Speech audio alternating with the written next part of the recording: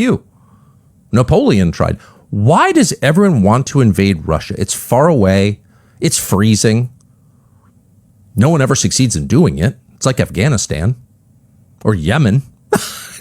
Not a long track record of victory. If outside forces taking control, there are a few peoples around the world that are tough to beat, history suggests.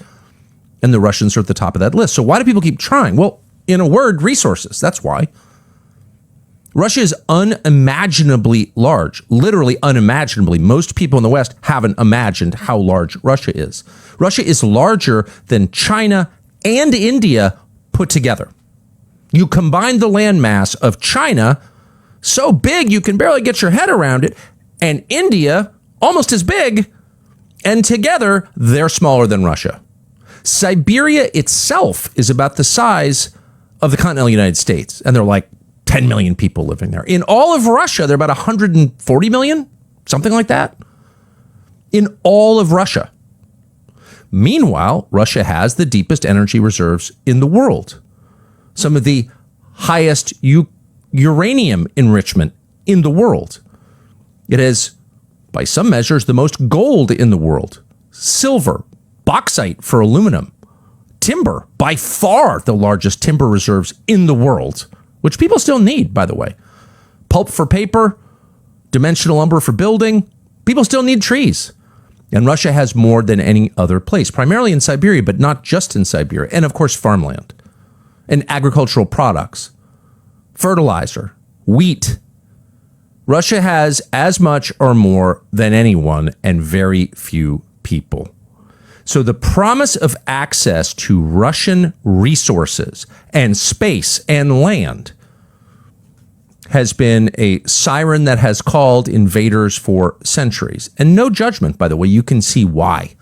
If Greenland is a prize, what is Russia? The biggest prize of all. And you saw this attitude on display the moment the wall fell. And rapacious foreigners, mostly bankers, moved into Russia and stripped it. And they were helped along by a lot of unscrupulous indigenous Russians. It wasn't just outsiders who did it. Some Russian oligarchs did it to their own people. But the fact is, a small group of people denuded the country, looted it.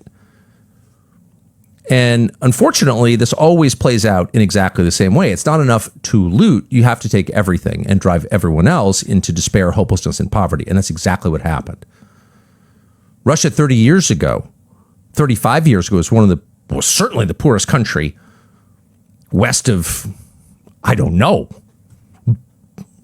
Who even knows? I mean, Bhutan?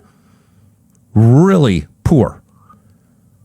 And divided and sad and defeated, and alcoholism and drug use and gasoline huffing and suicide were endemic.